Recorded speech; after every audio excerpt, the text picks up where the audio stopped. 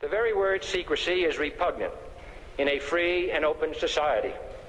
And we are, as a people, inherently and historically opposed to secret societies, to secret oaths, and to secret proceedings.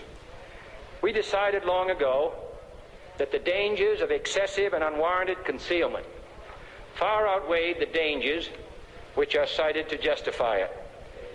There is little value in ensuring the survival of our nation if our traditions do not survive with it. And there is very grave danger that an announced need for increased security will be seized upon by those anxious to expand its meaning to the very limits of official censorship and concealment.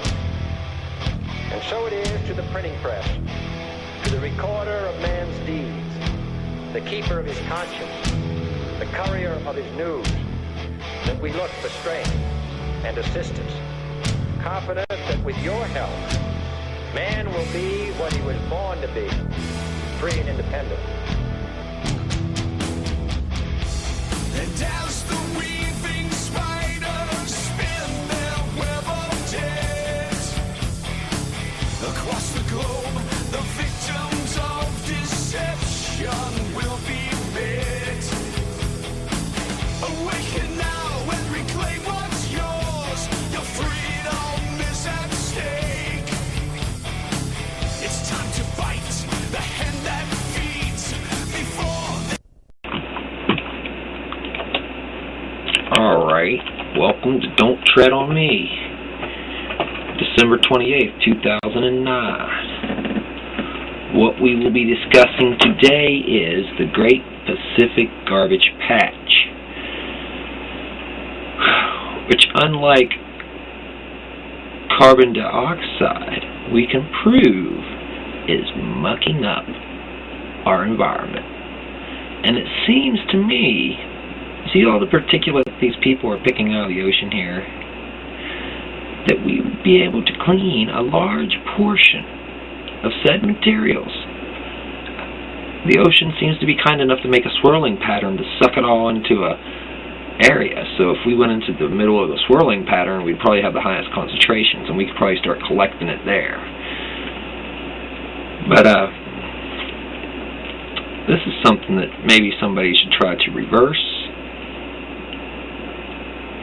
Everybody should think about the bottles and plastics and stuff that'll float around, that they throw down without putting it into the garbage. It's horrible. See, the fish, little fish are eating little particulates.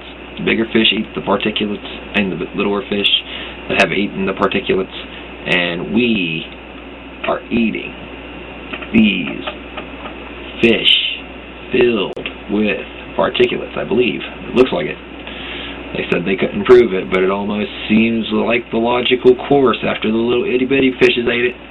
I wouldn't see why the bigger fishes aren't eating the little particulates. It's probably just floating right in their dang mouth. We need to do something about those people. This is something, I mean, the UN's trying, I don't even like the UN. The UN's all about reduction of everything to reduce everything so there's less stuff and less people using stuff, so that they're saying they would try to stop. I mean, they're not talking about this really too much, but they would, you know, they were, by you reducing everything, this wouldn't happen. That's what they're trying to claim.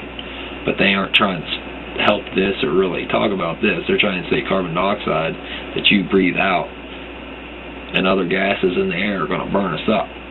When really, if they really wanted to get it right, they'd be talking about this. Genetically modified organisms is another big factor on our planetary ecosystem. The genetic alteration of the entire eco-genetic code, man. See, what's happening is they take genes from a cow and they stick it in a fruit fly, and all of a sudden some weird stuff happens to the fruit fly, whatever the gene was. Or they take the fruit fly gene and they stick it in a plant. Now the plant one's the really scary one.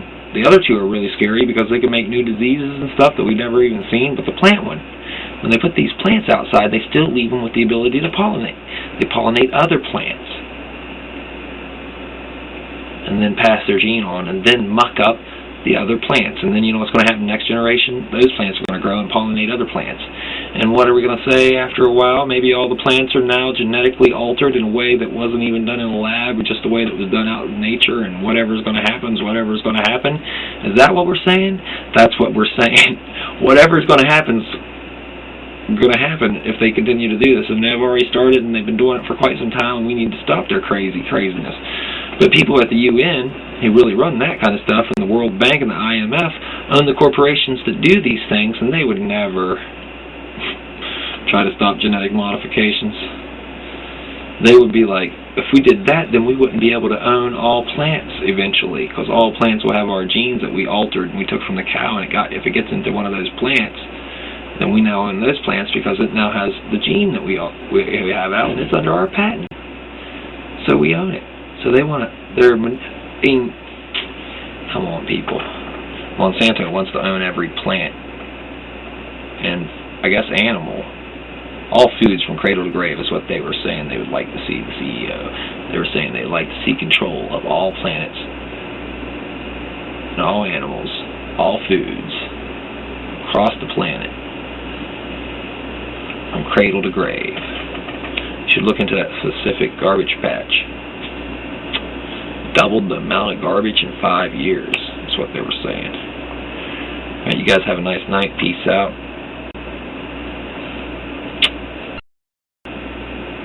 Garbage patch in the ocean the size of the continental United States.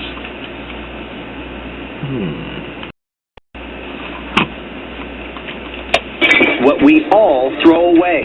The currents create a circular effect, pulling debris from North America, Asia, and the Hawaiian Islands, and shooting it all into a graveyard of trash. 3.5 million tons of it. 80% is plastic, and it doesn't decompose. It stays as little plastic pieces for decades. This is a final sample. Moore stages regular trips back to the garbage patch for research. During his latest mission, he noticed an alarming new trend. This is the highest plastic to plankton ratio we've seen, obviously. From this 5 years ago, now from a sample taken just this year, the quantities have gone up very dramatically. More than doubling in 5 years. Moore says there's no reason to suggest it will ever slow down. And here's something new. Evidence that shows small fish are eating the plastic. So is it... Yeah, small fish than the bigger fish. Those fish at least, and then we eat the bigger fish. Probably some of the small fish. Anyways, till next time, don't tread on me. Peace out. Had to add the snippet in there, forgot.